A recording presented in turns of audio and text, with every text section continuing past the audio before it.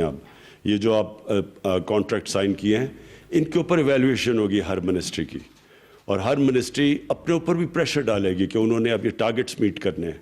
اور ان ٹارگٹس کے اندر جو سب سے بڑا چیلنج مجھے نظر آ رہا ہے، میں ابھی آپ کے سامنے رکھ دیتا ہوں، وہ ہے پاور منسٹری کا. جو سب سے بڑا اس وقت پاکستان کا اگر ایک چیلنج ہے جو مجھے کئی دفعہ رات کو نیند نہیں آتی سوچ کے، وہ ہے ہماری پاور منسٹری. جو بجلی ہے، یہ جو بجلی کا سیکٹر ہے، یہ ایک اتنا کمپلیکس اور کمپلیکیٹڈ سیکٹر ہے. اس میں اتنے ڈفرینٹ چیزیں ہیں جن کو آپ نے سب کو ریشنلائز کرنا ہے، ان سب کو سنکرونائز کرنا ہے. اگر ہم نے کوئی بھی عوام کو ایک ایسی بجلی دینی ہے کہ جو ایک ان کی وہ افورڈ بھی کر سکیں، اور ساتھ ساتھ یہ جو قرضوں کا پہاڑ چڑھتا جا رہا ہے، جو سرکولر ڈیٹ ہے، اس کو کیسے بچائے. تو یہ ہمارے لیے، میں ابھی آؤٹ لائن کر دیتا ہوں کہ ہماری گورنمنٹ میں جو سب سے بڑا چیلنج ہے وہ ہے پاور کا.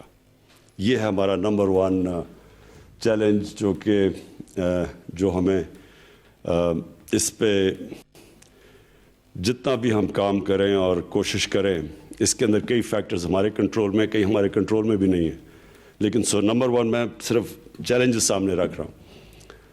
دوسرا جو ہے ہماری سبسڈیز، ہم تقریباً 2,500 ارب روپے کی سبسڈیز دے رہے ہیں، اور کوشش یہ ہے کہ سبسڈیز تو ہونی چاہیے، ہر ملک میں سبسڈیز ہوتی ہیں، اور اس کا مقصد یہ ہوتا ہے کہ آپ کا جو کمزور طبقہ ہے اس کو آپ اس کے لیے سبسڈی دیتے ہیں، اس کی مدد کرتے ہیں، اس کو بینیفٹ دیتے ہیں سبسڈی سے. اور ساتھ ساتھ جو دوسرا مقصد ہوتا ہے کہ جو علاقے پیچھے رہ گئے ہیں ان کے اوپر ان کو سبسڈائز کیا جائے. اور جو تیسری چیز ہے وہ یہ ہے کہ ویلتھ کریشن کے لیے، مثلا ہمیں اگر ہم ایکسپورٹس نہیں بڑھاتے تو ہمارا یہ جو سب سے بڑا مسئلہ کرنٹ اکاؤنٹ ڈیفیسٹ کا ہے، اور جو اللہ کا شکر ہے آج جو ہم نے اب یہ 5ویں مہینے فگر دیکھی ہے کہ ہمارا جو کرنٹ اکاؤنٹ ہے وہ سرپلس میں چلا گیا 5 مہینے رننگ. یہ بھی ایک بہت بڑی، میرے خیال میں ہماری کئی پرفارمنسز سے مجھے بڑا فخر ہے، یہ ایک بہت بڑا فخر ہے، کیونکہ یہ اگر ہمارا کرنٹ اکاؤنٹ ڈیفیسٹ میں رہتا ہے تو روپے پہ پریشر پڑتا ہے، اور روپیہ اگر گرتا ہے تو اس کا سب سے بڑا مسئلہ ہے مہنگائی. اور مہنگائی جو ہے وہ بھی ایک چیلنج ہے کہ ہم نے لوگوں کے اوپر بوجھ نہیں ڈالنا. تو ایک تو یہ بہت بڑی ہماری اچیومنٹ ہے. لیکن جو سبسڈیز ہیں، سبسڈیز کو ویلتھ کریشن کے لیے استعمال کریں، ہم جو ایکسپورٹس بڑھانے میں، کوئی انڈسٹریز کو تاکہ لوگوں کو روزگار ملے اور اکانومی چلنی شروع، وہاں تک ٹھیک ہے. لیکن کئی سبسڈیز ہیں کہ غریب آدمی کو بھی وہ سبسڈی مل رہی ہے، اور عمران خان کو بھی وہ مل رہی ہے، اور انڈسٹریلسٹ کو بھی وہ مل رہی ہے، اور پیسے والے لوگوں کو بھی.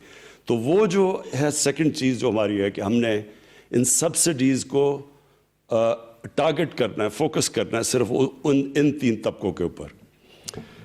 اور پھر جو ہمارا تیسرا بڑا چیلنج وہ میں کہہ چکا ہوں، ایکسپورٹس.